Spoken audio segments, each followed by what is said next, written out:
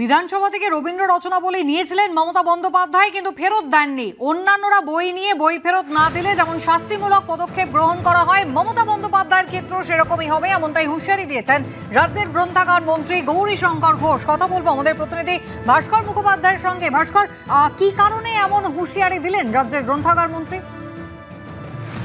দেখো, গ্রন্থাগার মন্ত্রী গতকাল তিনি সিউড়িতে এসেছিলেন একটি অনুষ্ঠানে যোগ দিতে, এবং সেই অনুষ্ঠানে যখন তাকে প্রশ্ন করা হয় যে মমতা বন্দ্যোপাধ্যায় বেশ কিছু বই বিধানসভা যে লাইব্রেরি রয়েছে সেখান থেকে নিয়ে গেছেন, এবং কিন্তু তিনি সেইগুলো ফেরত দেননি।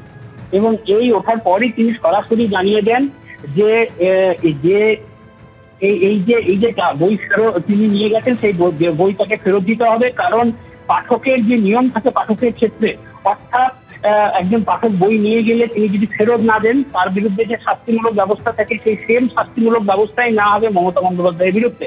এবং তিনি শুধু এটা বলেননি, তার সঙ্গে তিনি যোগ করেন যে যখন সিদ্দিকুল্লাহ চৌধুরী তিনি গ্রন্থাগার মন্ত্রী ছিলেন তখন মমতা বন্দ্যোপাধ্যায় একাধিক বই কিনতে বাধ্য করা হয়েছিল এই সমস্ত লাইব্রেরিগুলোতে, এবং যাতে এই লাইব্রেরিগুলোতে ওই ধরনের বই যেগুলো প্রয়োজনীয়তা নেই সেইগুলি যাতে না থাকে তার ব্যবস্থা তিনি যেমন করবেন, একইভাবে রাষ্ট্রবাদী বই বা যুব সমাজের গঠন তৈরি করতে যেসব বই কাজে লাগবে সেই সমস্ত বই এবার থেকে লাইব্রেরিতে রাখা হবে।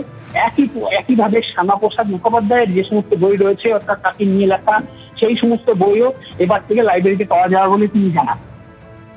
ধন্যবাদ ভাস্কর। কি বলেছেন রাজ্যের গ্রন্থাগার মন্ত্রী দেখুন। সবার ক্ষেত্রে আইন সমান। উনি প্রাক্তন মুখ্যমন্ত্রী হয়ে যদি বই নিয়ে গিয়ে ফেরত না দেন, একটা সাধারণ মানুষ বই নিয়ে গিয়ে ফেরত না দিলে যে ধরনের তার শাস্তি হওয়া উচিত একই শাস্তি তারও হবে।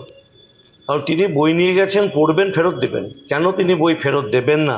এই না দেওয়ার জন্য একজন সাধারণ পাঠকের যে শাস্তি হয় তারও সেই শাস্তি হবে। যে এপাং ওপাং ঝপাং বা অপ্রয়োজনীয় গ্রন্থ মমতা ব্যানার্জি বা তার গ্রন্থাগার মন্ত্রী সিদ্দিকুল্লাহ চৌধুরী যেগুলোকে শুধুমাত্র তাদের দলের মুনাফা তৈরি করার জন্য নিতে বাধ্য করেছিলেন, সেই ধরনের কোনো বই সরকারি লাইব্রেরিতে থাকবে না। আমি প্রথম দিনই বলেছি দায়িত্ব নিয়ে, সেই জায়গায় রাষ্ট্রবাদী বই, জাতীয়তাবাদী বই, যে ক্ষেত্রে যুবদের মেধার বিকাশ ঘটবে সেই ধরনের বই লাইব্রেরিতে স্থান পাবে। মমতা ব্যানার্জি, সিদ্দিকুল্লাহ চৌধুরী অপ্রয়োজনীয় গ্রন্থ একটাও লাইব্রেরিতে থাকবে না।